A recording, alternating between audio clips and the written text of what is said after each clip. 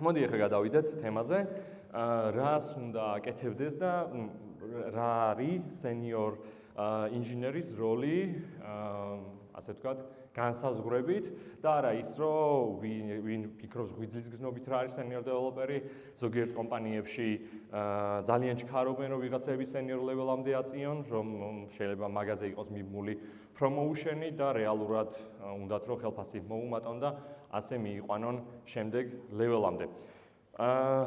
მოდი პირველ რიგში გავიაროთ, რატომ არის მნიშვნელოვანი, რომ და რატო შეიძლება გინდოდეს, რომ სენიორი გახდე. სენიორობა გარდა იმისა, რომ რაღაცა ტიტულად შეიძლება იგრძნოთ, რომ ოკეი, სენიორი ვარ რაღაც ტექში შეიძლება ვთქვათ, რომ ტიტულმა შეიძლება გაამყაროს ჩვენი ჩადებული წლები და შრომა ამ ტექნოლოგიებში და ითქვას, რომ ოკეი, აი ამ ტექნოლოგიაში და ზოგადად ტექნოლოგიის სფეროში უკვე იმდენი მიკეთებია, რომ დამსახურებულად შემიძლია ვთქვა, რომ სენიორი ვარ და რაღაცეებზე გავლენა მქონდეს. აი რა არის ეს გავლენა?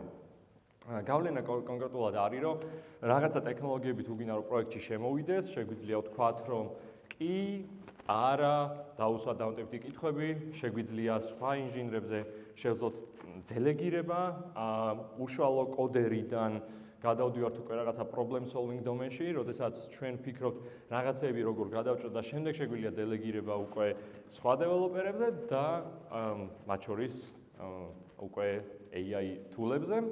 არ ვიცი, თქვენი დამსწრების ახლა უმეტესობა და საერთოდ ვინც ჰაკათონზე ხართ, ვინ როგორ ლეველზე ხართ, თუმცა დარწმუნებული რაღაცა ნორმალურ დისტრიბუციაში ხდება და ანუ სენიორ ინჟინერის ასე ვთქვათ ტიტული რაღაცა ხელმისაწვდომ პერიოდში არის თქვენთვის უბრალოდ მინდა რომ რაღაც დღეს რასაც ვისაუბრებთ მეტწილად მომზადებული იყოთ რა უნარჩვევები დაგჭირდება და რა მოგველის სამუშაო პროცესში.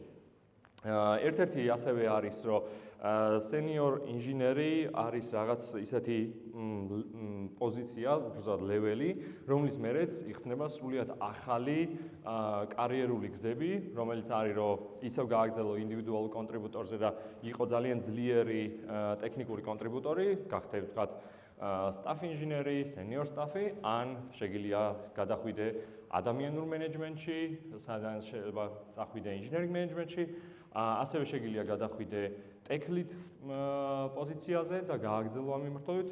მოკლედ ძალიან ბევრი ახალი კვანძი იხსნება, როგორც ვიდეო თამაშებში core skills რო გახსნით, მე ანუ რეალურად მთავარი ამბავი მანდედან იწყება რა.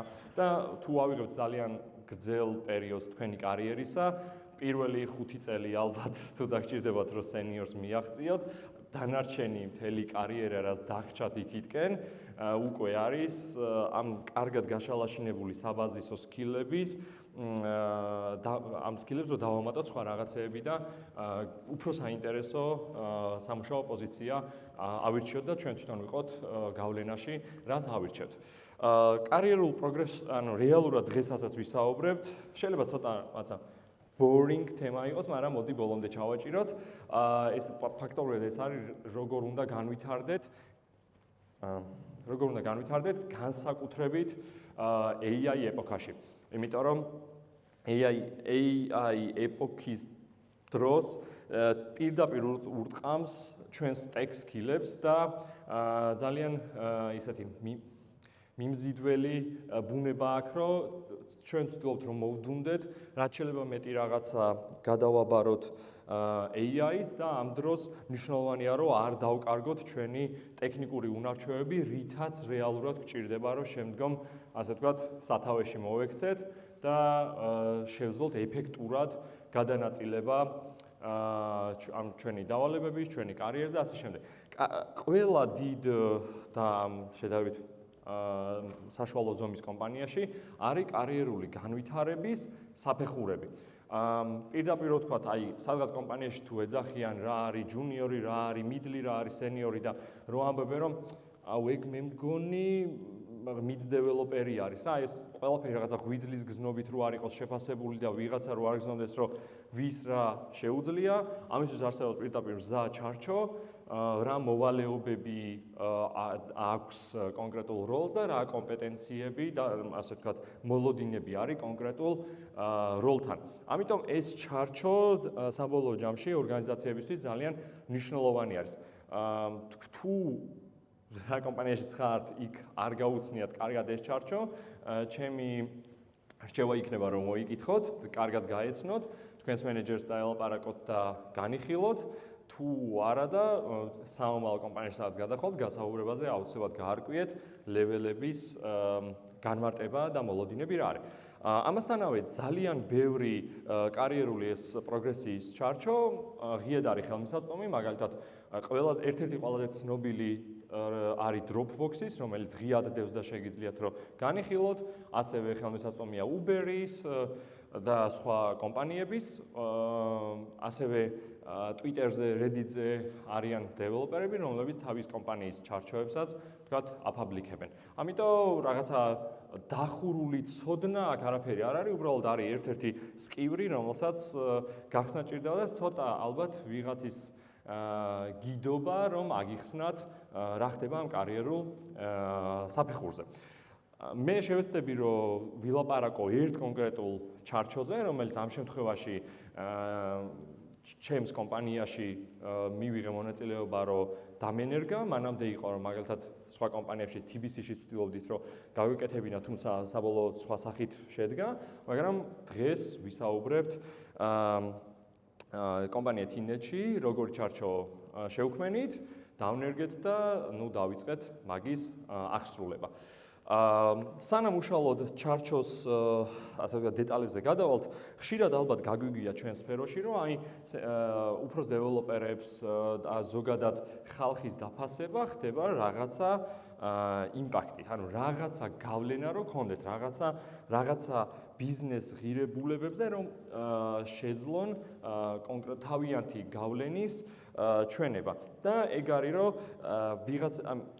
ვიღაცებს შეუძლიათ, რომ რაღაც ღირებული პროექტი შექმნან, ან ისეთ რაღაცა შეიტანონ წვლილი, რომელიც მე პირდაპირ აისახება კომპანიაზე. თუმცა ეგ აუცილებელი არ არის, რომ ეგ იყოს მომხმარებლის მხარეს რაიმე ფუნქციონალი, ან მომხმარებლისთვის ნაჩვენები, რამე ძალიან კაი ფიჩერი ან happy flow.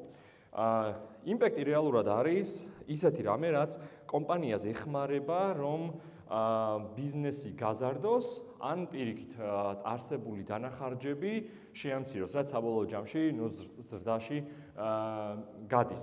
ანუ ერთ-ერთი ყველაზე მარტივი შეიძლება იყოს, რომ თუ ამჩნევთ, რომ სადღაც რაღაცის ეფექტიანობის გაზრდა შეიძლება ხედავთ, რომ სადღაც ლოგებში უაზრო დიდი storage მიდის და მოდი დავაოპტიმიზიროთ. სადმე ხედავთ, რომ ნელი query არის, ან slow query გაქვთ, რითიც შეგიძლიათ, რომ ვთქვათ, გაამარტივოთ და ამითი გაზარდოთ response-ის გააუმჯობესოთ response-ის დრო, რაც მე პირდაპირ აისახება, რომ იუზერებს უკეთესი UX-ი აქვს და ასევე უფრო მეტ გვერდს ნახულობენ და მეტი ხანი რჩებიან თქვენს გვერდზე, რაც ყველაფერი იდეაში გაზომვა არის და რამოდენიმე ძალიან კარგ მეტრიკაში ჯდება, როგორც არის retention-ი და ასევე first pixels to draw რაღაც მაგ ნაწილში. ამიტომ მოდი პირდაპირ გადავიდეთ რა არის senior engineer. ცოტა ბევრი ტექსტები იქნება, შეგიძლიათ წაიკითხოთ, მე მაინც გავაკეთებ ასე ვთქვათ თქვენს მეგზურობას. ყველაზე მთავარი არის, რაც მომავალ სლაიდებზეც მუქი ასოებით იქნება დაწერილი. თუ შევხედავთ მარტო ამ ერთ წინადადებას, რომ დამოუკიდებლად უნდა შეძლოს დააიდენტიფიციროს და ისე გაუშვას ამ შემთხვევაში თავისი პროდუქტის კონკრეტული ფიჩერები, სოლუშენები, ისე რომ შეძლოს თან დაგეგმოს რამოდენიმე ნაწილად კონკრეტულ პროდუქტში ამის delivery. მარტივად რომ გავთავაზოთ ეგ არის, რომ senior engineer შეუძლია მთელი კვარტლის განმავლობაში რაც არის პროდუქტში გასაკეთებელი, შესაბამისად დაგეგმოს, რომ თუ ვიცით, რომ A, B და C რაღაც არის გასაკეთებელი და ხვდება, რომ C დამოკიდებული არის B-ზე, მაგ შემთხვევაში გადაანაწილოს შემდეგნაირად, რომ იცი რა, ჯერ ამას ვერ ავაშენებთ, სანამდეც ამას არ გავაკეთებთ. ამისთვის კი გვჭირდება მაგალითად back-end-ის ჩართულობა, თალკენ გვჭირდება front-end-ის, სადღაც შეიძლება გვჭირდებოდეს DevOps-ის ჩართულობა და აი ამ ყველაფერს თავი უნდა მოუყაროს. გაკეთება ამ შემთხვევაში არ არის ანუ ყველას ტექსტ თვითონ ვერ გააკეთებს, თუმცა მნიშვნელოვანია რომ დააიდენტიფიციროს აი ეს ტექნიკური მიმართულება, სად რა არის საჭირო. და ეს არის რეალურად ownership-ი რა. ანუ ის ფლობს ამ მიმართულებით პროდუქტს და ასე გვაქვს მე უკვე ჩაშლილი რომ ანუ კვარტალური მიზნები, ანუ რეალურად ის 3 თვე კვარტალი რაც არის, იმ ნაწილში იცის პროდუქტზე რა ხდება და ასევე შეუძლია რომ დამოუკიდებლად დადოს ეს solution-ები. უცებ რომ გადმოვახიოთ მაგალითად სხვა level-ებზე, მაგალითად juniors, middles, tails სოფლიოში, ანუ რო შევხედოთ, არ მოეთხოვება რომ რაღაცა დამოუკიდებლად შეეძლოს solution-ის დადება. მაგალითად junior-ების თავარი ამოცანა არის რა mentorship-იც ექნებათ იმ ჭრილში შეძლონ პროდუქტის დადება. ასევე middle developers, ანუ რაღაცა გიდი მაინც ჭირდებათ სენიორისგან და არ არიან ფოკუსირებული კვარტალურ მიზანზე, ფოკუსირებული არიან შედარებით მცირე, რათა ორკვირიან, ერთთვიან ტასკებზე და რაც კონკრეტულ ერთ პროექტზე და ერთ ტასკზე არიან ორიენტირებულები. ასევე ცოტა უფრო დაბლა რო ჩავყვეთ, აი იმპექტს რო ვამბობდით, არის რომ project leadership-ი, პროდუქტული ექსპერტიზა, mentorship-ი, ანუ seniors უნდა შეეძლოს დანარჩენების დამენტორება, როდესაც გუნდში მოდიან მათ შორის middle-ების და junior-ების.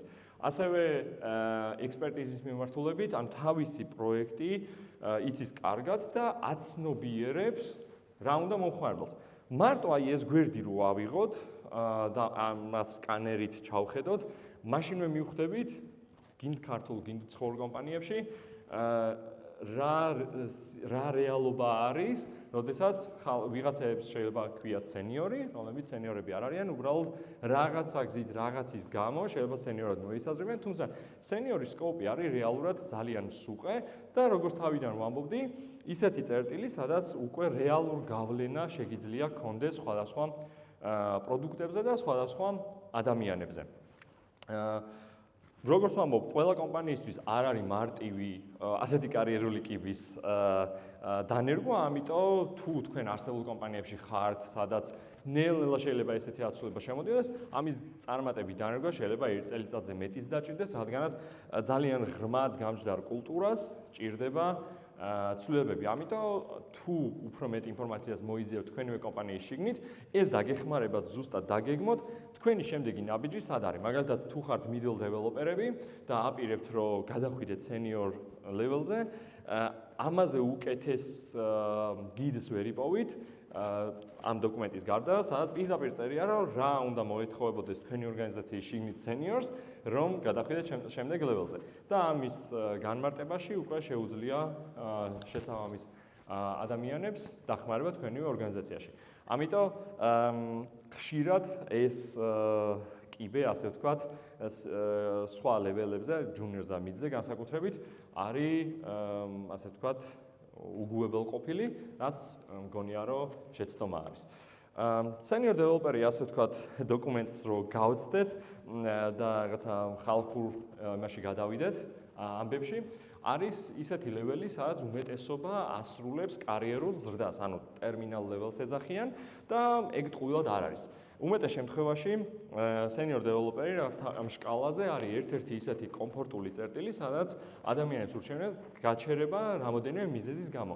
მაგალითისთვის senior developer-ი ისევ პასუხისმგებელი არის მხოლოდ თავის საქმეზე და არაბარია, ვთქვათ, არც მენეჯმენტი, არც სხვებზე რაიმე პასუხისმგებლობა არ აქვს აღებული, თუმცა აქვს საკმარისი გავლენა, რომ რაღაცეები შეცვალოს თავისი და გუნდის სასიკეთოდ და ანაზღაურება შესაბამისად სხვა level-თან შედარებით რა თქმა უნდა მაღალია და მის ზემოთ რა level-ებიც მიდის, უკვე trade-off-ი არის, რომ რა ზომის სამუშაო უნდა ჩადოს, რა ზომის ანაზღაურება მიიღოს, რომ უღირდეს გაგრძელება. უმეტეს შემთხვევაში მაგიტომ senior developer-ები არიან ყველაზე კომფორტულ წერტილში და ხშირად არც ცდილობენ, რომ უკვე ახალ ლეველზე გადავიდნენ კარიერული კიბით. რა თქმა უნდა, კომპანიებში მათი გავლენა მუდმივად იზრდება, შეიძლება რომ რაღაცა საკმაოდ დიდ ზომას მიაღწიონ, თუმცა არ ცდილობენ, რომ აქტიურად გადავიდნენ შემდეგ საფეხურზე. და კომპანიებშიც არ არის მოთხოვნა, რომ აუცილებლად სენიორი უნდა დაწინაურდეს, ვთქვათ, 2-3 წლის მერე და გადავიდეს staff ინჟინერზე. განსხვავებით მაგალითად ჯუნიორებზე. ძალიან ბევრი კომპანია, მათ შორის და ტოპ კომპანიებში, სადაც Silicon Valley-ის კომპანიებში არის შესაბამისად მოთხოვნა, ზოგჯერ ხილულად, ზოგჯერ უხილავად, რომ მაგალითად თუ ჯუნიორი ვერ აკეთებს level ups 2 წლის განმავლობაში, მაშინ უნდა გავუშვან. იმიტომ რომ რაღაცა ესე იგი განვითარებაში არის პრობლემა ან კომპანიისგან დამოუკიდებელი ბიზნესის გამო, რის გამოც level ups ვერ აკეთებს. ასევე მოლოდინი არის, რომ middle developer-ი, ვთქვათ, 3 წლის თავზე უნდა გასენიორდეს, რადგანაც ეს განვითარების წრე რაღაც არის ძალიან ბუნებრივი და middle-ზე ისეთი პოზიცია, რომელზეც ვერ გაჩერდები განუსაზღვრელი ხანით, მუდმივად თუ ვინმეს დარიგება და გიდობა გჭირდება, ეგ კომპანიისთვისაც არ არის მომგებიანი. ამიტომ მუდმივად ვცდილობენ, რომ ისეთ პოზიციაზე გავუშვათ, სადაც უკვე დამოუკიდებლად შეუძლიათ საკმარისად დიდი სკოუპის ქონა. და სწორედ ეგ არის, ამიტომ senior და senior level-ი არის ძალიან ცნობილი terminal level-ი. მოდი, ეხლა გადავიდეთ ძირითად მოვალეობებზე, რაც რა ქვია, senior engineers ჭირდება. ქვემოთ bottom line, ხაზი უნდა გავუსვათ იმას, რომ ეს თუნდაც ეხლა რა frameworks-ას გაჩვენებთ, რაც ჩვენ შევიმუშავეთ, მაშინ ეს არის რაღაცა უნიკალური know-how, ეს არის ძალიან კარგად აპრობირებული framework-ი, რომელიც ასევე დაფუძნებული არის Dropbox-ის უკაც ცნობილ მოდელზე, რაც ინსპირაცია იქიდან გვაქვს, ამიტომ ეს ბირთვის ან ძირეული მოვალეობები არის, ასე ვთქვათ, გარდამავალი. ეს არ ნიშნავს, რომ მხოლოდ ამ კომპანიაში მოითხოვება, რა სკილებიც აქ მოითხოვება, ფაქტობრივად არის, რომ ყველგან იგივე შეიძლება იყოს. სულ გვაქვს 5, ასე ვთქვათ, ქვაკუთხედი. ერთი არის, რომ რა შედეგებს ვდებთ, მეორე არის, რომ რა მიმართულებით მივდივართ და რა უნდა რეალურად რა ღირებულება შევქმნათ, მესამე არის, რომ ჩვენი ტალანტი, ნიჭი როგორ შეიძლება გამოვიყენოთ ამ level-ზე, მეოთხე არის კომპანიის კულტურაში რამდენად ვждებით, ხშირად culture fit-ს ეძახიან ამას და craft-ი, craft-ი არის რეალურად ჩვენი tech skill-ები, როგორ მუშაობთ. Senior engineer-ისთვის, იდეაში სხვა developer-ები, სხვა level-ებისაც ყველა მნიშვნელოვანია, მაგრამ მაგალითად მენეჯერებისგან განსხვავებით, ხო, ინჟინრებს ყველაზე მეტად გამაქსული აქვთ craft-ის ფუნქციონალი, იმიტომ რომ რაც შეიძლება tech ჩვენი მთავარი skill-ი არის ამ შემთხვევაში tech-ი და სხვა ყველაფერი მე უკვე არის დამხმარე შეძენილი, მათ შორის soft skill-ებს რასაც ვეძახით ეგ და ასე ვთქვათ culture fit-იც. ამიტომ მოდი ოდნავ გავყვეთ რა არის თითოეული ქვაკუთხედი. პირველ რიგში გვაქვს ისევ ქვემოთ ხოლოდ მუქი ისინი რომ წავკითხოთ რომ იმპექტი, ანუ ჩემი მთავარი ის არის რა ქვია, როგორ თქვა, რითიც ვაკონტროლებ სიტუაციას არის რომ შემიძლია გუნდის მიზნები ისეთი რაღაცა გავაკეთო, რაც გუნდის მიზნებს ას დროულად ერგება და ხარისხიანი კოდის აუთპუტი მქონდეს. ხარისხის განსაზღვრელი არის სტანდარტები, რაც ორგანიზაციაში გვაქვს, რომელშიც მე სამომავლოდ გავლით, ისევ senior ინჟინერი არის აქტიურად ჩართული. და პირდაპირ რო ვთქვათ, senior engineers არ ეპატიება random AI slop რო კონდეს კოდში და brmad დაგენერებული რაღაც სიგიჟეები ეწეროს, რომელსაც მაგალითად შეიძლება ჯუნიორმა დაწეროს და კოდ რევიუზე მივიდეთ, რომ ოკეი, ეს არ უნდა ქნა, ეს არ უნდა ქნა. Senior engineers ამ შემთხვევაში თვითონ არის მაგალითი წლების გამოცდილება მიიყვანა იქამდე, რომ თვითონ ასეთი აუთპუტი არ უნდა კონდეს. თუ ექნება, ეგ უკვე ცალკე ამბავი არის, რომელიც რა თქმა უნდა აქ არ რეგულირდება რაღაც განვითარების ჩარჩოებში. Ownership-ი მთავარი არის, რომ თვითონ ის მენტალობა სენიორის, რომ რაიმე დაბრკოლებას თუ აღმოაჩენს, ცდილობს, რომ ბლოკი მოხსნას, ცდილობს, რომ ჯუნიორს და მიდლისთვის გამოათავისუფლოს და წინ წაწიოს პროექტი და ხალხიც. ტექნიკური მიმართულებით, რა თქმა უნდა, აქ მენეჯერობა არ იგულისხმება. და ასევე გადაწყვეტილების მიღების ფუფუნება, რაც მაგალითად ჯუნიორს არ აქვს, სენიორს შეუძლია თავისუფლად გადაწყვეტილება მიიღოს, ან ითამაშოს ძალიან დიდი როლი გადაწყვეტილების მიღებაში სტეიქჰოლდერებთან ერთად, იმიტომ რომ მისი ვალია, რომ დაანახოს რა არის ამ წუთას მნიშვნელოვანი და რა არის მოთხოვნებს რამდენად შეესაბამება. და შესაბამისად თითოეულ გადაწყვეტილებას რა გართულებებით შეიძლება მოყვეს, ან რა შემდგომ პასუხისმგებლობით შეიძლება მოყვეს, ამას ძალიან კარგად აცნობიერებს. მე მგონი ამის საკითხვის მერე ხვდებით დაახლოებით სანამდე არის თამასა აწეული და რას უნდა მივარტყათ იდეაში თუ გვინდა რომ წარმატებული და კარგი, ანუ მყარი სენიორ ინჟინრები ვიყოთ კომპანიაში, რომელსაც შემდგომ ნავიგაცია კომპანიის სტრუქტურაში და ტექ მიმართულებით საკმაოდ გაუმარტივდება. ასევე გვაქვს შემდეგ მაგალითად მიმართულება. ეს არის სუფთა შეგვიძლია წარმოვიდგინოთ დღეს agile-ს, რასაც ეძახის უმეტესობა და რეალურად agile-ი არ გამოგდის. ეს მოქნილობა, ეს agility რაც არის პირდაპირ senior developer-ის DNM-ში ჩადებული, რომ ჩვენ ნებისმიერი ცვლილება უნდა მივიღოთ, ასე ვთქვათ, არა რეზისტენტულად და კონფლიქტით, არამედ ვთქვათ, რომ ოკეი, მოხდა რაღაცა ცვლილება, მოხდა ისეთი რაღაცა, რომელსაც ვერ ვთვლიდით, მოდი გავაკეთოთ ადაპტაცია. თუ ნიშნავს ეს, რომ რაღაცა შევცვალოთ, ოკეი, თუ საჭირო არის, რომ რაღაცაზე უარი ვთქვათ, ეგეც ოკეი, უბრალოდ უნდა დავასაბუთოთ შესაბამისად და ვნახოთ შემდგომ რა შეიძლება მოყვეს ამას. ძალიან ცნობილი, აქ უკვე შემოდის მე ასე ვთქვათ, soft skill-ების და რაღაც სხვა თემა, სადაც ძალიან ხშირია yes, but აი ასეთი კომუნიკაცია, რომ რეალურად კი, ამის შესვლა შეგვიძლია, მაგრამ ის რაც უნდა გაკეთებულიყო მაგალითად 2 კვირის განმავლობაში, ახლა გამოვა თვენახევარში და თუ არის ამაზე ოკეი გუნდი, თუ არის ამაზე ოკეი ლიდერშიპი და აი ასეთი კომუნიკაციის მართვა არის ძალიან მნიშვნელოვანი senior developer-ისგან.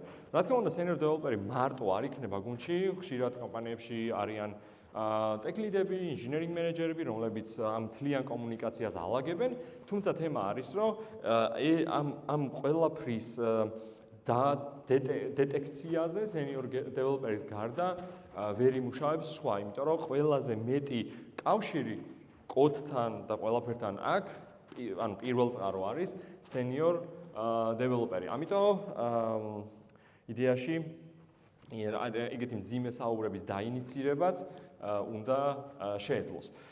შეუძლია თავისუფლად რომ ახალი იდეები წარმოსახოს და ასევე შეუძლია პროექტების roadmap-ი გაწეროს. მაგალითად, ჩვენზე უკეთ არავის არ ეცოდინება და არ უნდა იცოდეს ამ პროექტს რა ჭირდება, რომ მომავალი 1 წლის განმავლობაში უფრო ჯანსაღ მდგომარეობაში იყოს. მაგალითისთვის, შეიძლება სადღაც რეფაქტორია საჭირო, უცებ მივხვდით, რომ სადღაც მიკროსერვისები გვჭირდება, შეიძლება უცებ ხვდებით, რომ Kubernetes-ი გვჭირდება Handle Stack-ში და სხვა ვერაფერი ვერ გიშველის, რაც ხშირად არ არის ეგრე, მაგრამ თავარი არის, რომ ამ საუბრების დამწყები ხშირად იქნება senior ინჟინერი.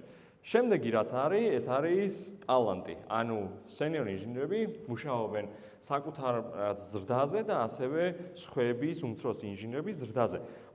მენტორინგი ზრდა, ყველაფერი რაც მოისაზრება, არის ტექ ჩვევების ზრდა და არავინ არ თვლის, რომ უნდა იყოს ჯუნიორის ძიძა და უნდა ასწავლიდეს კომპანიაში ნაყინი როგორ არ დაწუწოს მაგალითისთვის.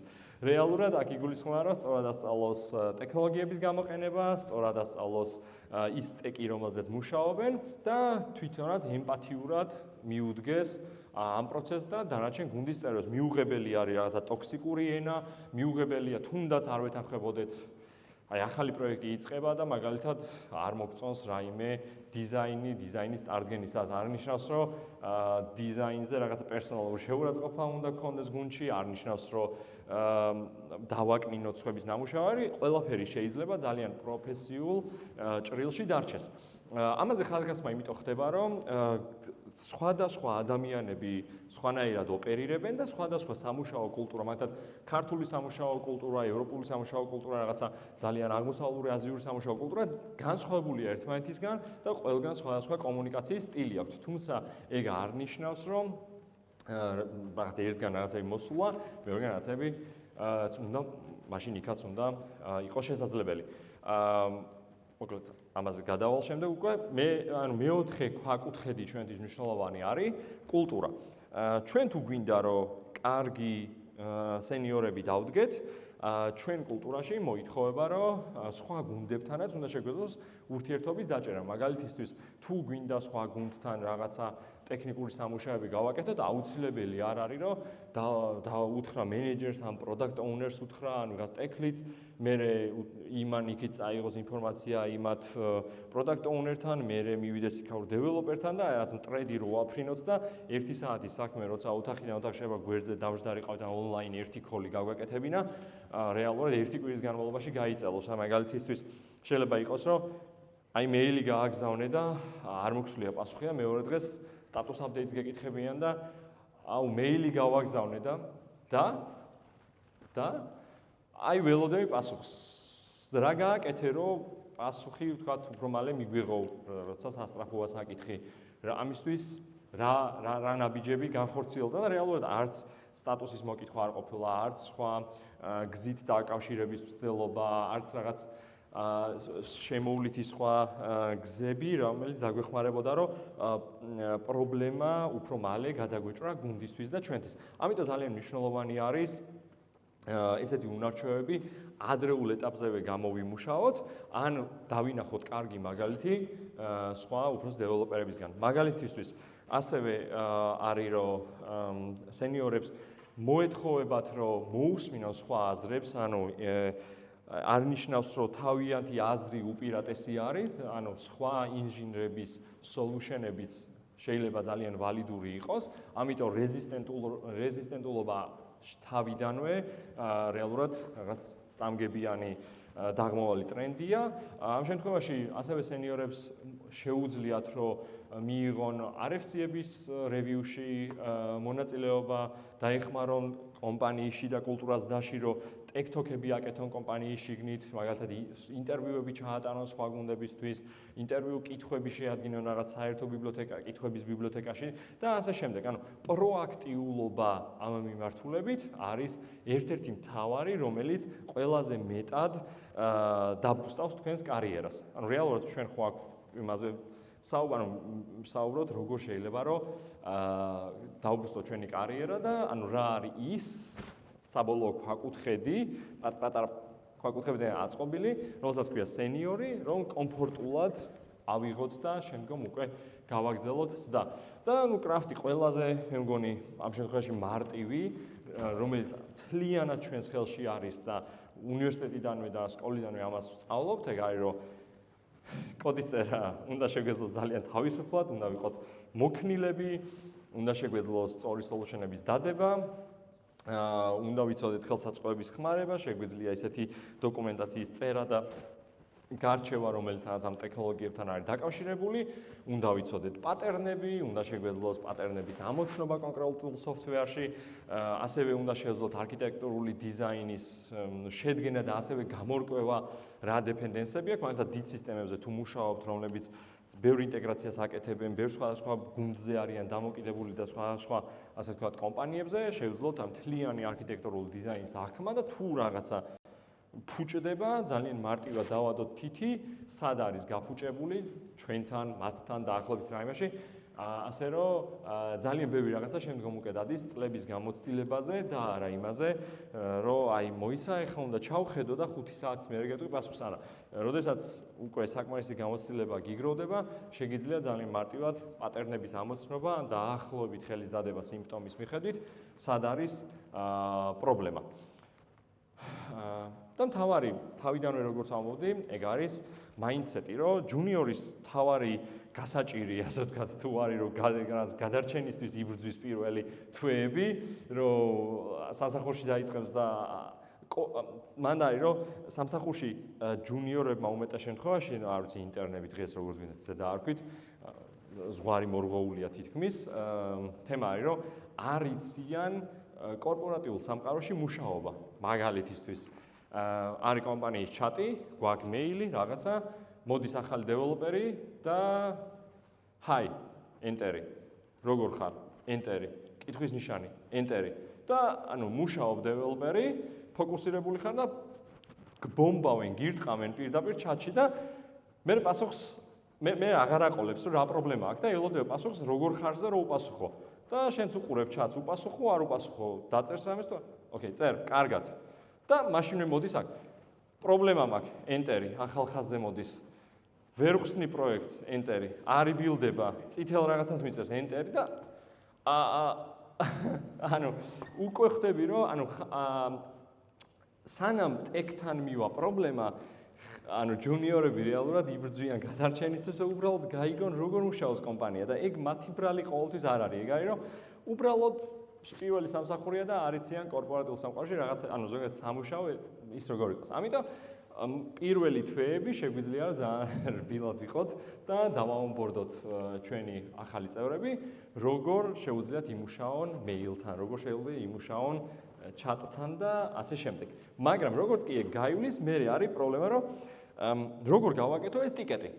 და ან ტიკეტს მისცემ, პროექტს მისცემ და უცებ რას დაკარგულები არიან თუ მენტორობას არ გაუწევ. და აქ შემოდის სწორედ სენიორის როლი, რომ ასეთ დეველოპერებს უნდა დაუხუცმაცოს გასაკეთებელი და ნელ-ნელა მისცეს ეს დავალება, როგორ შეიძლება, ვთქვათ, თუ არის ერთთვიანი ამოცანა, პატარ-პატარა რამოდენიმე დღიანი ერთკვირიან ტასკებად, რომ დააკუცმაცებინოს, რა თქმა უნდა, მაინც ჯუნიორი უნდა იყოს ამ შემთხვევაში leading role-ში, რომ თვითონვე შეეჩვიონ ამოცანების დაგუცმაცებას. და რეალური თავარი პრობლემა არის, რომ ეს ტიკეტი როგორ გავაკეთო. ერთადერთი ტასკი აქვს ჯუნიორს, როგორ გააკეთოს და ჩემი გამოცდილებიდან მე მინახავს ჯუნიორები, როდესაც დავალება ქონდათ, რომ რაღაც შეიძლება JSON-ი უნდა გაეპარსათ და რაღაც რესპონსი წამოიღოთ და ჯუნიორი ადგა და მეორე დღეს ვეკითხები, რა საკეთებ? აი, გაჭედილი ვარ ერთადაც რატო?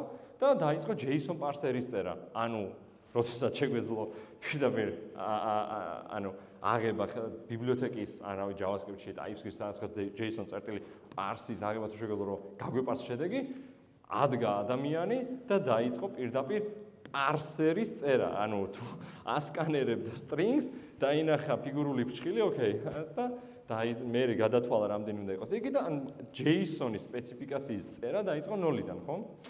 ამიტომ ჯუნიორები ამ ეტაპზე სხვა გასაჭირში არიან. შემდგომ მოდის გასაჭირის მეორე დონე, რომელიც არის middle. Middle არის ძალიან კარგი პოზიცია, როდესაც ყველა მხარეს შეუძლია დააკვირდეს ამ პოზიციას სენიორი აკვირდება და უყურებს, რომ middle არის როდესაც უკვე მეტი წვლომები მიეცა, მართლა პროექტშიც მეტი წვლომა მიეცა, სადღაც ბაზაზე რაღაცა არ შეეძლო, ეხლა უფრო მეტი დამოუკიდებლობა მისცეს და პირველი რამოდენიმე თვე კარგი საყურებელია, იმიტომ რომ pull request-ის სავსეა კომენტარებით, feedback კომენტარებით, delivery ვთქვათ არის რაღაცნაირად წითელი და მწვანე მუდმივად, იმიტომ რომ რაღაც ახალი გამოწვევები და ახალი ლეველი უწევს და ჯუნიორისთვის არის რომ უცებ გამოჩნდა ახალი ადამიანი, რომელსაც გადააბარეს მისი მენტორობა, იმიტომ რომ სენიორს გუნდში ძლივს გაუხარდა, რომ მენტორობა სხვას გადააბარებს, თვითონ წავა ყავას დალევს და ამ შემთხვევაში middle იქნება, ვინც დაამენტორებს ჯუნიორს. რა თქმა უნდა, ეს ცოტა კომიკურ ფონზე, რეალურად კომპანიაში ბევრად უფრო უკეთესი ვითარება არის, თუმცა რაღაცა კომიკური ფონით ასე იქნება. middle-ის მთავარი საწუხარი არის, როგორ უნდა გააკეთოს ეს ფიჩერი კარგად და ისე რომ ამის შენარჩუნება კვარტლების და წლის განმავლობაში შესაძლებელი იყოს და ძირითადად აბარია რაღაცა ფიჩერები ან ძალიან პატარა სისტემა. და აქ ხდება ეს უცვლელი ციკლი არის ყოველთვის, ყოველ ახალ მითზე არის ეს რაღაც დანინგ-კრუგერის ეფექტი, რომ გონიათ რომ აი ეხლა ძალიან ბევრი ისწავლეს, ცოტა დარჩა სენიორობამდე და შეუძლიათ რაღაცა ინოვაციური იდეები მუდმივად გააფრქვიონ და ნებისმიერ tech solutions რაღაცა ეთყობა, რომ მოდი ახალი მიკროსერვისი გავაკეთოთ. მოდი ეს დავწეროთ ახალ ენაზე, იმიტომ რომ გჭირდება უფრო სწრაფი, რაღაც უფრო ოპტიმიზირებული ფიჩერი და შეიძლება ამაზე დახარჯოს დრო, დაწეროს დიზაინ დოკუმენტი, გამოაგზავნოს და ამ დროს ცოტა უფრო მეტი მენტორობა ჭირდება სენიორისგან. და სენიორი არის სწორედ ეს გუნდში, რომელიც ცდილობს ტექნოლოგიურად დაამენტოროს ჯუნიორი და მიდლია დააბალანსოს მათი ამოცანები, მათი შესრულებული ამოცანები, გასცეს ნორმალური უკავშირი და დაეხმაროს მათ გახდნენ უკეთესი პროფესიონალები. მენტორინგის სხვა რაღაცეები უკვე გადასული არის ინჟინერინგ მენეჯერის ხარეს, ასე რომ ძიძა სენიორ დეველოპერი არ არის, უბრალოდ არის ტექნიკურად უნდა შეუსწავლოს რაღაცები. და სენიორი, როდესაც ხარ, უკვე გააქვს ეს გავლენა, რომ შეძლო რაღაცებს როგორ ააწყობთ და როგორ გახადოთ მთელი გუნდი უკეთესი ტექნოლოგიური მიმართულებით და აბარია ძირითადად სისტემები და ეს გუნდის შიდა პროცესები. soft skills-ზე ძალიან ბევრს საუბრობდით აქა თუ იქ და მინდა რომ უცებ გადავარ soft skills-ში რას მოვიაზრებ. soft skills-ში ერთ-ერთი ყველაზე გაუთვალისწინებელი და ხშირად უგუებელყოფილი საკითხი არის წერის უნარჩვევები, რომელსაც ცოტა მერე დაუბრუნდებით. უკუკავშირის ჯანსაღი უკუკავშირის მიცემა და მიღება და უკუკავშირში მოისაზრება ყველაფერი GitHub-ზე, GitLab-ზე, სადაც გინდათ. უკუკავშირის მიცემა და მიღება. და რეალურად ეს ცალკე ალბათ თოქს იმსახურებს, როგორ შეიძლება ხარისხიანად უკუკავშირის გაცემა pull request-ის პერიოდში, თუმცა pull request-ები არის ძალიან მნიშვნელოვანი წერტილი, სადაც მარტო ტექნოლოგიურად არიზდებით, ასევე სწავლობთ აბსოლუტურად სხვა ადამიანს, განსაკუთრებით თუ მულტიკულტურულ კომპანიებში ხართ, როგორ შეიძლება მისცეთ ისე, რომ პერსონალური რაღაც გრძნობები, შეხედულებები განცალკევებული იყოს ტექნოლოგიური ამბებისგან. და ასევე ძალიან კარგი წერტილი არის, რომ ნახოთ, რისი დაავტომატიზირება შეგიძლიათ. მაგალითისთვის, თუ კი რაღაცა კომენტარი გაქვთ კოდ სტილზე, ლინტერზე რაღაცა, ესე იგი ბევრი რაღაცა იქ შეიძლება რომ დაავტომატიზირდეს. თუ რაღაცა pull request-ის მერე რაღაცა უნდა გაკეთდეს, ესე იგი კარგი კანდიდატია რომ webhook-ები გამოვიყენოთ, რავი. დღეს რაღაცა პროექტებიც კი ვნახეთ, რომელიც N8-ს იყენებს, ანუ ძალიან მარტივად შეგვიძლია რაღაცა პროცესების ავტომატიზაცია, რაღაცა ხელსაწყოები და აი ამის დაიდენტიფიცირება არის კიდევ სხვა სკილი, soft skill-ი არა, მაგრამ სხვა სკილი, რომელსაც ვისაუბრეთ. მენტორობა, პრეზენტაციის უნარჩვევები და მინდა გითხრათ, რომ თუნდაც დღეს ჰაკათონზე რა პროექტების პრეზენტაციასაც აკეთებთ, პრეზენტაციის უნარჩვევებს ნამდვილად აუმჯობესებთ და მე თავისუფლად შემიძლია ვთქვა, რომ ჰაკათონების დროს როგორც გავიუმჯობესე ჩემი პრეზენტაციის უნარჩვევები, ერთ-ერთი მნიშვნელოვანი ნაბიჯი იყო ეხლა რასაც ვაკეთებ, მაგალითად ჩემს პროფესიულ ცხოვრებაში. და pitching-ი როგორ შეიძლება ჩვენი იდეა გავყიდოთ. და ეს მოისაზრება იმაში, რომ გინდათ ჰაკათონზე, გინდათ კომპანიის შინით, რომ ძალიან საინტერესო რაღაცა გავაკეთეთ, შეიძლება AI რაღაცაში გამოვიყენოთ კოდში და გვინდა ეს გავყიდოთ, ბრჭყალებში გავყიდოთ ჩვენი გუნდის წევრებზე, მენეჯმენტზე და დავარწმუნოთ, რომ ეს ნამდვილად იმსახურებს, რომ მეტი დრო ჩავდოთ ამაში და უკეთესად განვავითაროთ და როგორ შეგვიძლია ამის დაფიჩვა. ამ ყველაფერს ერთ დღეში ვერ ისწავლით, 10 წიგნი რო წაიკითხოთ, ვერ ისწავლით, თავარი არის, რომ უნდა ისწავლოთ საკუთარ თავზე პრაქტიკით. რაც შეიძლება მეტჯერ ცადეთ, პატარა იტერაციებით, თუ დაფეილდებით, არაუშავს, ხელახლა სხვა მეთოდით ცადეთ და აი ასე ნელ-ნელა შეძლებთ რომ გაიზარდოთ. წერას რაც შეეხება, როდესაც ვახსენებდი, წერა არის ისეთი უნარჩვევები, რომელიც ძალიან მარტივად გამომუშავებადია, თუ ოდნავ შრომას მაინც ჩავდებთ. და ამისთვის ძალიან ბევრი საშუალება გვაქვს კომპანიაში. დაწყებული ელფოსტით, როგორ შეიძლება თუნდაც წერილობით რაღაც მეორე ადამიანს გავაგებინოთ ჩვენი სურვილი, მარტივად ან ჩატით, ხო? თუნდაც ის რომ პრობლემა გვაქვს, ხო? მარტივად რო აუხსნათ რა პრობლემა გვაქვს პროექტში, მანდ დაწყებული, როგორ შეგვიძლია დიდი ტექნიკური დოკუმენტების შედგენა. მაგალითად, მე ვიწყებ ახალ features, რომელსაც ჭირდება ახალი, თქვათ, ვირტუალური მანქანა, ან რაღაც დაჰოსტვა გვინდა, გვჭირდება ახალი მონაცემთა ბაზა, გვჭირდება რაც შიდა ქსელის გაკეთება და რა კომპონენტებია, რა ნაწილების შემოტანა გვჭირდება ახალი თქვა ბაზა როგორ უნდა იყოს სტრუქტურიზებული, ამ ყველაფრის აღწერა. კომპანიებში ბევრგან დარწმუნებული ვარ ზეპისი სიტყვია რა ხდება ეგ, მაგრამ ასევე ბევრ კომპანიაში არსებობს ამის პროცესები, რომელიც უნდა დადოკუმენტირდეს და რაღაცა review გაიაროს. ამის ნაწილი არის მაგალითად design doc-ი და RFC-ები. და ძალიან ბევრ ტექ კომპანიაში შეხვდებით, რაღაცა YouTube ბლოგებსაც უყურებთ, რომ ხალხი როგორ წერს RFC-ებს და ანუ რას ნიშნავს ზოგადად ეს დაწერილი დოკუმენტები. ამ design doc-ზე და RFC-ის იქით კარგი სავარჯიშო ალბათ წერის სკილებში არაფერი არ იქნება კომპანიაში, იმიტომ რომ ეგ გაჩვევს როგორ ახსნა ძალიან მოკლე აბზაცებში რისი განხორციელება გინდა ტექნოლოგიურად.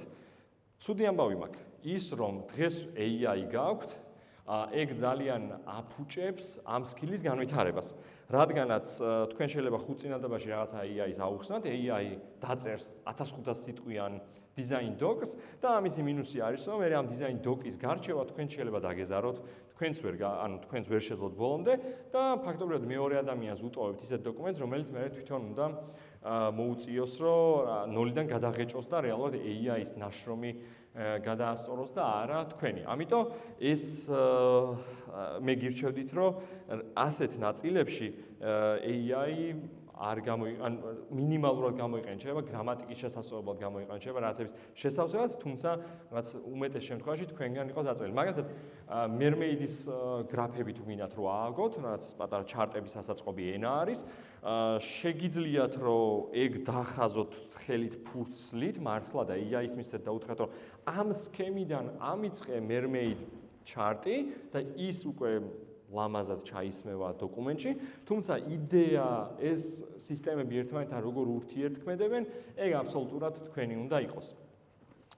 და ერთ-ერთი ყველაზე მთავარი ასპექტი, მე მგონი მე ვიტყოდი, რომ ყველაზე მთავარი ასპექტი, როგორ შეიძლება სწრაფად გადახვიდე შემდეგ level-ზე, ეგ არის სიცარიელე რომ შევავსოთ და რა იგულისხმება ატმოსფეროში რაღაცა სიცარიელეში. კომპანიაში ძალიან ბევრი თავისუფალი სივრცეა, რომლის ათვისებად შეგვიძლია და რაღაცის გაკეთება. და კერძოდ რა არის? თუ 2 წუთი მაინც უბრალოდ დამშვიდებით კომპანიაში და დააკვირდებით რა ხდება, რა პროცესები, აუცილებლად გაიგებთ, რომ ვიღაცას რაღაცა აწუხებს კომპანიაში, ან ნორმალურად რაღაცა არ იხსნება, იქიდან შეიძლება CS-ვის დროულად ვერ ტვირთავს, ან ეძებს ფაილურ სისტემაში, ან ნეიმინგები არეული და მაშინვე იწყება ფიქრი, რომ ოკეი, ამ ადამიანს აქვს ეს პრობლემა. რა იქნებოდა, რომ ეს იყოს ავტომატიზირებული? რა იქნებოდა, რომ ამან რაღაცა ავტომატურად ამაში გადაიტანოს ამ ფაილიდან ფაილში წავიდეს? რა იქნებოდა, რომ ეს ამ სერვერზე ავტომატურად იტვირთებოდეს? ანუ თავარი არის რაღაცა პრობლემის იდენტიფიცირება და მერე ამის, რა თქმა უნდა, შესრულება. მაგრამ თემა რა არის, რომ იდენტიფიცირებაში ყველა ძალიან მაგარია, ისევე როგორც ლაპარაკში და გეგმებში. რომ მიხვიდე ახლა ნებისმიერ თანამშრომელთან, გეტყვის, რომ კი, ეს პრობლემა მაქვს, ასე მუშაობს, თუნდაც მეილების დონეზე, რომ აი რაღაცა მეილები მომდის და რეალური პრობლემაა, რომ ვერ ფილტრავს და labels ვერ ადებს. რომლის გადაჭრა შეიძლება მარტივად შეგეძლოთ, თუ AppScript-ს დაწერთ, ან შუაში რაღაც პროცეს ავტომატიზაციას ჩასვამთ, რეალურად შეგიძლიათ რომ ეგ პრობლემა გადაჭრათ. თუმცა ვისაც პრობლემა აქვს, მაგას ვერ ხედავს. მთელი სამსახურში უფრო მეტი იმპექტის და გავლენის მოკრება ხდება იმის საფუძველზე, რომ ჩნდებიან ადამიანები, რომლებიც პროაქტიულად სხვების პრობლემას ხედავენ და უნდათ მაგის გადაწყვეტა. და აი ეს გადაწყვეტა არის ყველაზე მალე, რაც გადაგიყვანთ შემდეგ დონეზე. თემა არის, რომ დავიწყოთ პატარა პროტოტიპით ამ პრობლემის მოგვარება და რაც თავარია, გავაკეთოთ ამის დემო. არ გვინდა არავის თქმა, არ გვინდა მაგათ დირექტორთან, უფროს ლიდერშიპთან რაღაცის თქმა, რომ იცი რა, მე ეს მოვიფიქრე ამ ხალხს ასე გადაუჭერ პრობლემას. არა. გააკეთე პატარა დემო და თუნდაც გააგზავნე მეილით, რომ ნახე, რომ ამ დღეებში აი ესეთი პრობლემა არის, მოვისმინე ეს და მე გადავწყვიტე, რომ ეს გამეკეთებინა, აი ეს ასე მუშაობს, მე მგონი, რომ ეს ჩვენი პროდუქტიულობისთვის ძალიან მაგარი იქნება და წერტილი. მაგის შემდგომ შეგიძლია დაელოდო ფიდბექს, ან თუ უკვე შეგიძლია რაღაცა რიცხვების გამოტანა, მაგალითად თქვა, რომ ეს მაგალითად დღეს თითო დეველოპერს უზოგავს სამუშაოს 5 წუთს. ჩვენ გვყავს მაგალითად 70 დეველოპერი. რო გაამრავლო 70 დეველოპერი 5 წუთზე, ეს არის მაგალითად 350 წუთი დღეში, რაც უდრის მაგალითად X საათს, რაც თვეში არის ამდენი საათი, ეს არის საშუალო დეველოპერის ხელფასი, ეს არის საშუალო დაზოგილი ფული თითოეულ დეველოპერზე რა. და ეგ რიცხვები უკვე თავისთავად ყიდის თავის თავს და ანუ შენ ავტომატურად გაქცევს ახალი რაღაცის ოუნერად პროექტში, ახალი რაღაც პროექტს გაბარებს, რომელზეც გავლენა შენ გაქვს და ასევე საშუალებას გაძლევს, რომ შემდეგი ლეველისთვის რაც არის საჭირო, ეგ გავლენა თავისუფლად წარადგინო, იმიტომ რომ უფრო და უფრო მეტი რაღაცა პასუხისმგებლობა გვარდება. ასე რომ რეალური პრობლემა დღეს რაც არა მარტო ქართულ უცხოურ კომპანიებში არის, რომ ძალიან ბევრი თავისუფალი სივრცეა დარჩენილი, რომელსაც არავინ არ ითვისებს და ვინც ითვისებს, ის უფრო წინ მიდის. აუცილებელი არ არის რომ ის იყოს ბევრად უფრო, ანუ ძალიან უფრო ტექნიკური, ყველაფრის მცოდნე. არა, ეგ არის ადამიანი, რომელიც პროაქტიულად ეძებს პრობლემებს გადასაჭრელად და ასევე ძალიან ახლოს არის ყველა იმ ჩამოთვლილ ღირებულებებთან, რომელიც წინა სლაიდებზე გქონდა. ამიტომ ჩემი რჩევა იქნება, რომ თუ შეამჩნევთ რაღაცა ეგეთ თავისუფალ სივრცეს, გადაწყვიტეთ.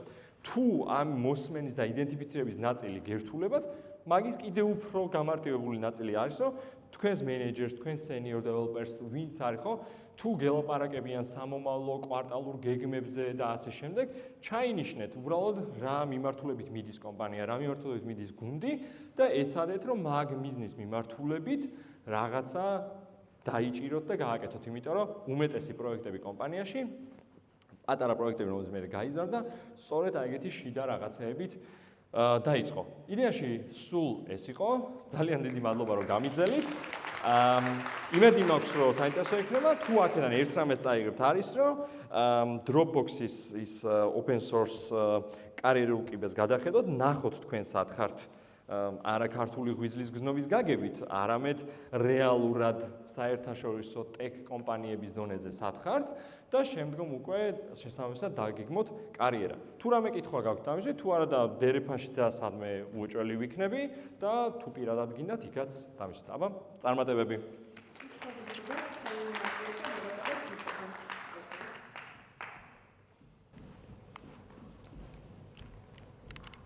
მე მგონი სროლა ჯობდა.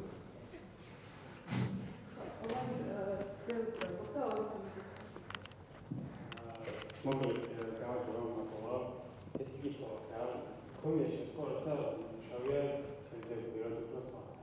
И по поводу там устилება რო აქვს შენზე ჩერმი კუთვნებიცაა, მაგრამ ისეთი კოდი უწერია, რომ ის კაცი შევა არქიტექტი არის, არა ხო ესეთი პროგრამისტი რა.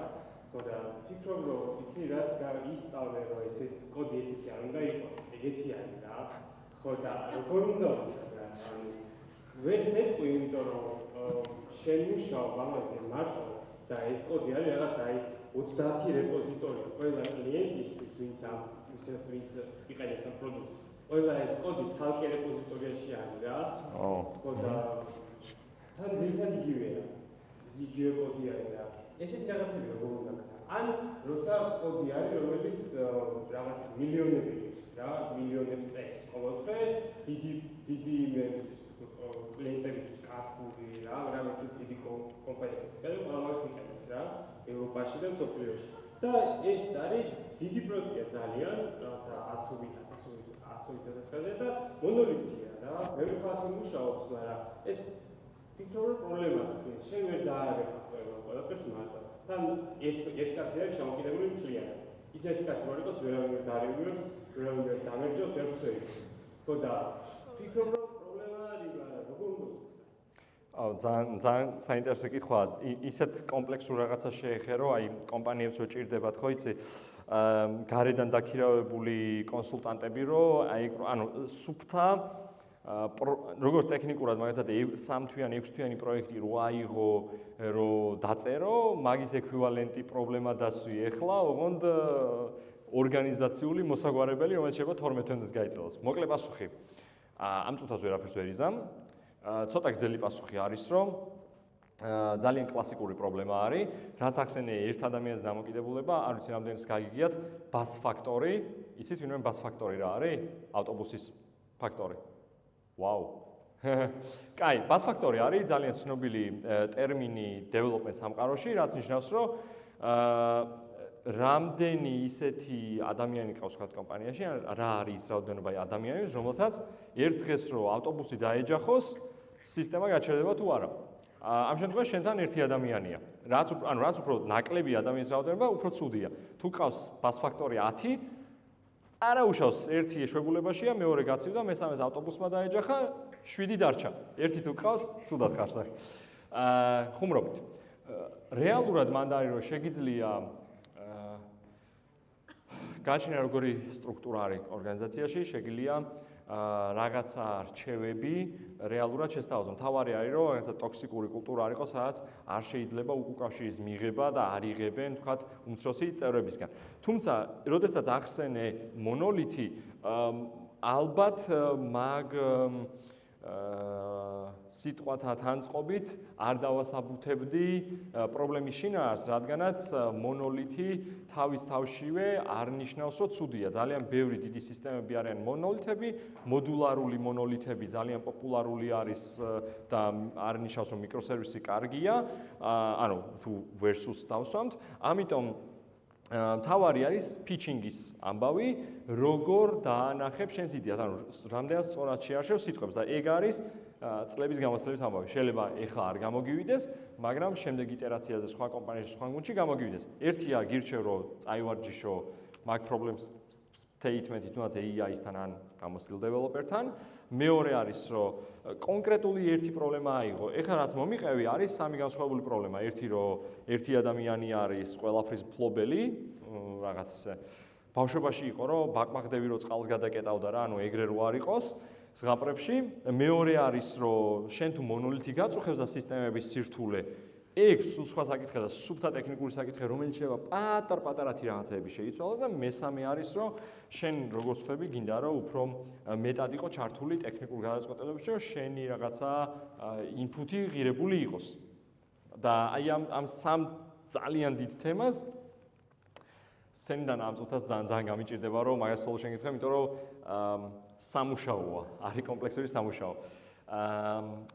ხო, მიგირჩევდი რომ ალბათ ყველაზე მარტივი ამ შემთხვევაში იქნებოდა ტექნიკურ ნაწილთან მონოლითის ნაწილი თუ გინდა რომ თუ გინდა მან რა შედეგსაც შეიძლება მიიღო არის რომ ერთი რაღაცა მართლა შეიცვალოს და ოდნავ გაითვალისწინოს შენი თუნდაც მომავალ პროექტებზე, ან მიიღო ძალიან დეტალური და დასაბუთებული პასუხი, რატომ არის ასე და რატომ გაგრძელდება ისევ ასე კეთება. ორივე შემთხვევა იდეაში მომგებიანია, იმიტომ რომ შენ იღებ დასაბუთებულ პასუხს. ამიტომ მე დავიწყდი მაგ პრობლემაზე მუშაობას, როგორ შეიძლება ამაზე სწორი კითხვა დავსვა და ჩემი suggestion-ი მივცე და შემდგომ უკვე მანდიდან წავიდოდი უკვე ამაზე უფრო მარტივად ვერ მოგცემ უბრალოდ პასუხს წუხარ.